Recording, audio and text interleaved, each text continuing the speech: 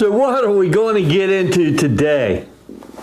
Well, today is distilling day. We are going to distill out our corn moonshine, our corn mash, corn liquor, whatever you call it.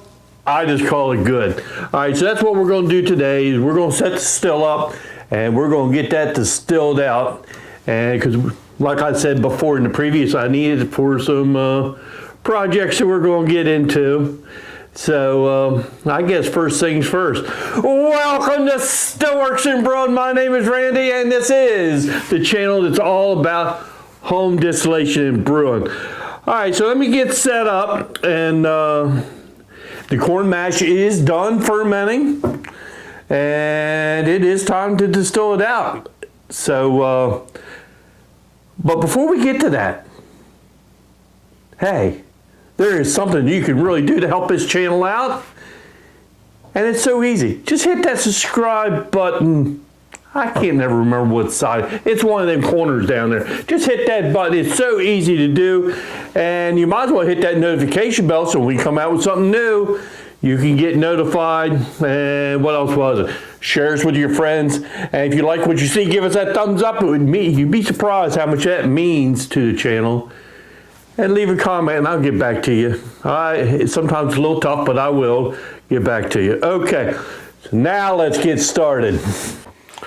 Okay, so we're in my fermentation room and we're getting ready to run this corn mash. Okay, so to make sure that it's done, we need to check it with a hydrometer, and that is going to tell us all. Now, when we were making it, we used a refractometer. This is not any good anymore now that there's alcohol present in that mash. So this is great before, not so great afterward. So what we're going to do is use the standard glass hydrometer. All right. So let me pull the lid off of it. This was stuck on there pretty good. I had to grab her with two hands. All right. So let me pull that off, and we're going to take the glass hydrometer, just drop it in there. Boop. And it is showing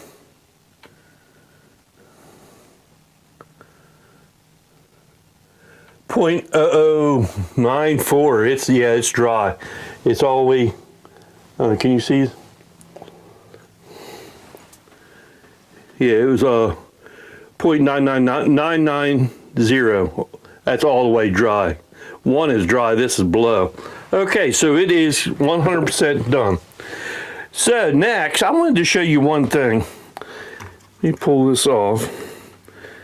That's why I don't like to disturb them if I don't have to. But see all the way down here in the bottom?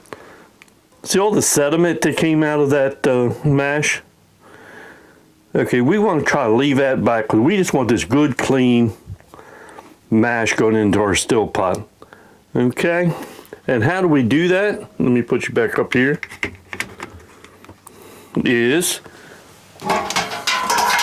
We use an auto siphon. All right, we're just going to siphon off the top down into our still pot, and then we got a good clean mash going in there. Okay, so let me get that done and we'll move on. So I got all my wort, mash, whatever you want to call it, into my still pot, and I like to use it's a wine stirrer, what it is. It hooks to your cordless drill, and I want to degas the distiller's beer, my wort. That's what it is. Okay, I just want to get all them bubbles knocked out of it. It will help with, and it don't take very much to do. I just want to knock them bubbles loose. So you just stir it a little bit.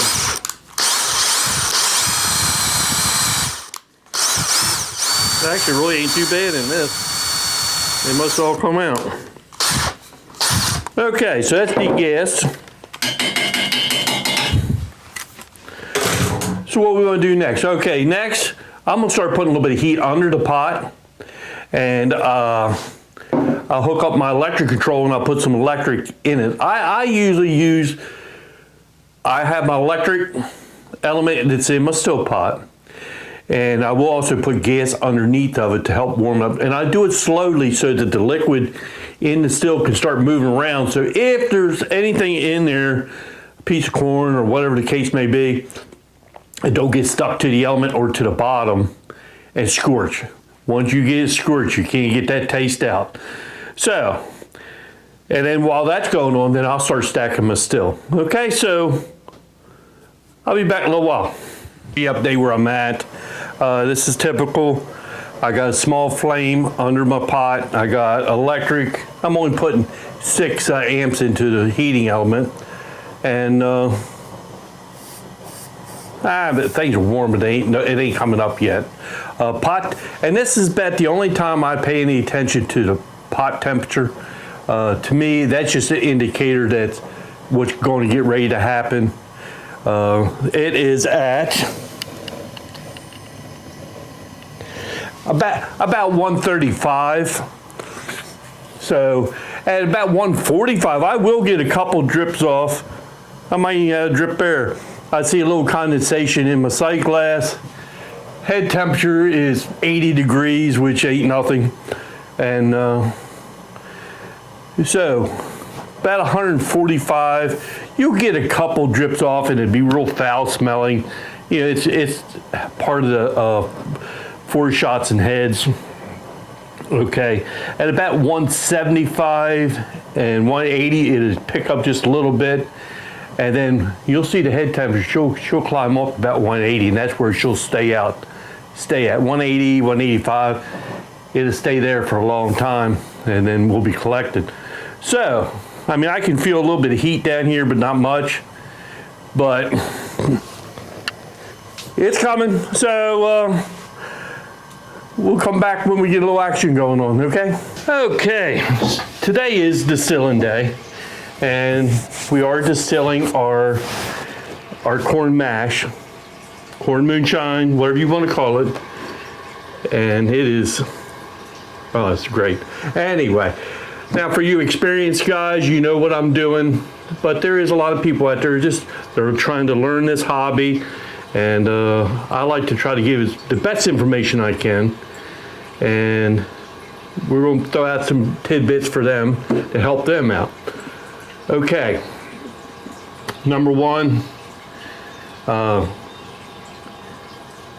I collected, my rule of thumb is, if it's a grain mash, I collect around an ounce per gallon of the mash that's in your still pot. In this case, I use a 6-gallon mash. So I want to collect around at least 6 ounces of 4 shots and heads. I consider them the same thing, okay? And I ended up, and that's just a base point that you want to taste and you want to smell and you want to feel. And you'll be able to know if it will go from a fingernail polish remover to it will smell bad. And then all of a sudden it will change. It will taste very good, and it almost tastes sweet in the corn. It almost tastes sweet. It tastes really good. So that's when you know to collect. But you always want to do at least 1 ounce per gallon. Now, if you're doing a fruit mash, I like to go 1.5 ounces per gallon because I think they have a little bit more of the methadone, the bad chemicals in it. Okay, so we did that, we collected that off. And then what I normally do is I will go with some half-pint jars, just in case I would have missed something. But I mean, number one, it's crystal clear. Oh, it smells so good and tastes good. So then once I go for the 2 pints, I'll move over to a quart jar. I know, and this is just from knowing my still, I'm gonna get about 3 quarts, 3 plus. Now I did put 1 quart of faints in this, so I might get a little bit more. So I will get about 3 quarts of good distillate. 3 to 4 quarts of good distillate. All right. And what else can I say? Okay, I don't know if you can see this. I call it a broken stream. It's not a steady stream. It's like, and then you'll see broken up. That's how fast I like to run it. You don't want to go crazy. To me, I think distilling is, well, it's exciting, of course. I mean, you come out with a great product. But it's amazing how it all works, and experience will prevail. When I first started, I was scared to death that I was going to go blind and all that. Blah, blah, blah, blah, blah, blah. But I think you just get some runs under your belt, and you're going to get better and better. You'll just get to know the feel and the touch of it and how yours still runs. I don't think you need to know all the sciences. It does help. But, so, that's where I'm at. I just wanted to describe that for the new guys. I just don't want you to sweat it. And enjoy it. It is a fantastic hobby. I just love it. And, okay. So, what I'm going to do is I'm going to finish distilling this out. And then what we'll do is this corn liquor, I'll proof it down to what I want. And I ain't sure if I want to go to 100 proof or I want to leave it a little higher. We'll see. We'll make that decision when the time comes, okay? All right, so I'll be back in a little while. Okay, give you an update of where I'm at. All right, I have 1, 2, 3, and almost a half quart so far. So, and if you notice, I do have, well, let me back up. I like to check coming right off the spout with this refractometer is this made for ABV. Okay, but every once in a while, I like to double check this against this, the regular Proof and Trails hydrometer, and I just calibrate this to this, okay? So, I did have to change it just such slightly, but it's just a good practice to get into. Okay, I have found, let me take a little, and I take a little sample right off the spout. That's what's coming out of the still right now, okay? And what we are looking at is 55%. Okay, so I got a little bit to go. This is going to be a good run. 55%, not proof, percent. Okay, I have found if I collect to 40% and then stop there, I'll be able to use it all. I've just had good luck with doing it that way. Now I will run after that and just put it in a jar. You can collect it down until you get tired of collecting, and I just put that in a face jar, and then I can mix it in with the next batch because it's good alcohol. It's just, I feel after 40% that you start getting a little bit of tails, and sometimes it'll cloud up, but whatever, it's still good alcohol. So that's where we're at now.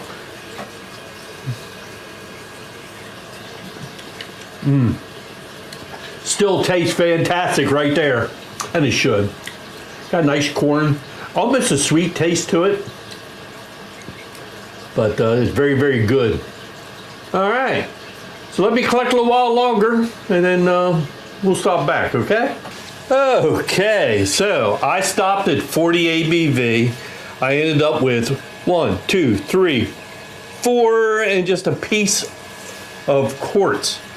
Okay, this will be fantastic. So what I did is I put me another jar on, yeah, you can see that.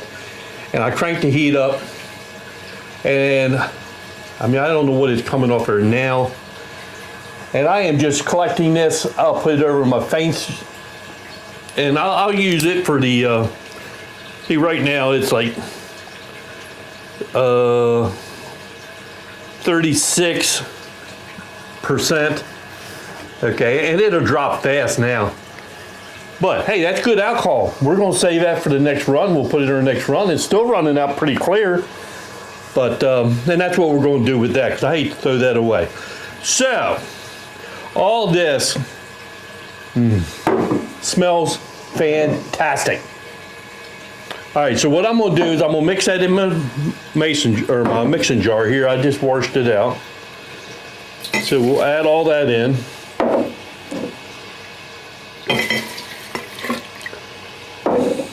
There's nothing like corn liquor. Oh. I mean, don't get me wrong, I love my bourbon.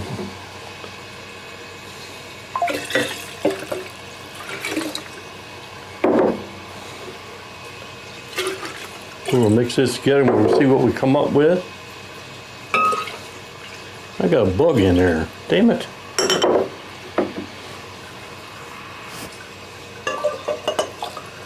All right, let's see what we got.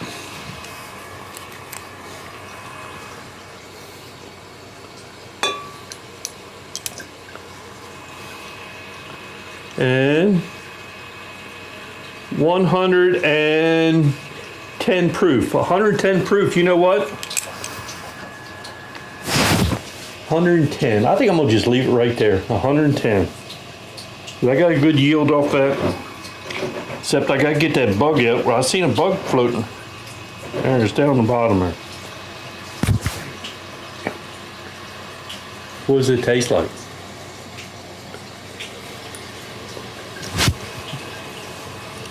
Ooh, nice and hot. Ooh, baby.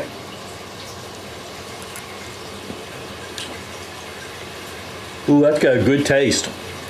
Yes. All right, I'm gonna put that in some bottles. I'll run it through a coffee filter just cause. And I'll put them in mason jars. And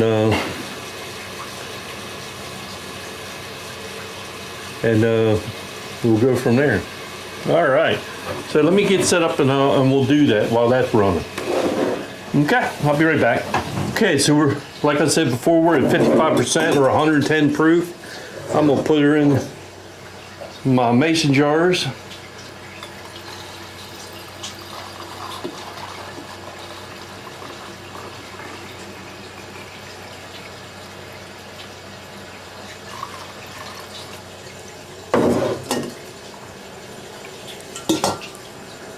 Damn, I overfilled it.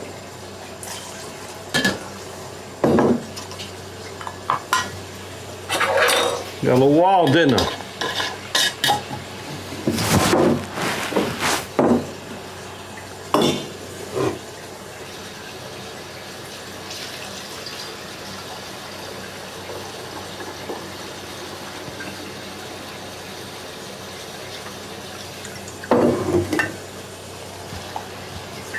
Damn it, did it again.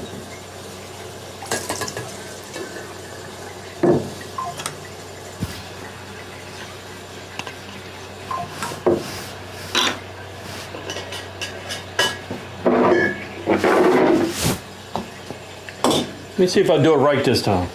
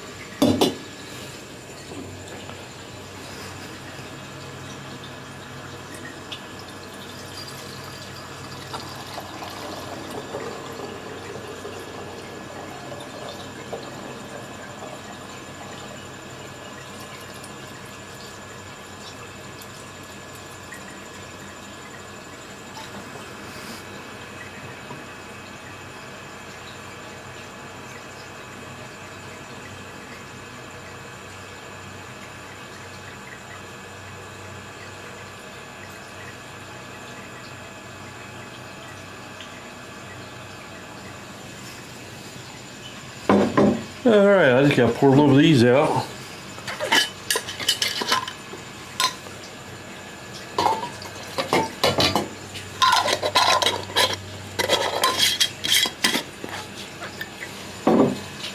That's still coming off pretty clear, but that's going to go in my next batch. All right. So I ended up with 4 good quarts of 110 proof corn liquor. And it tastes fantastic. I gotta taste it again. I'm sorry, I gotta taste it again.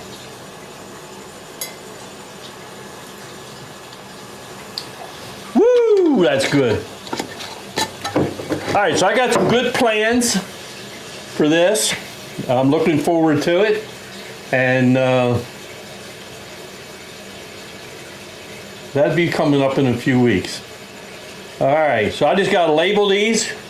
What do I always say?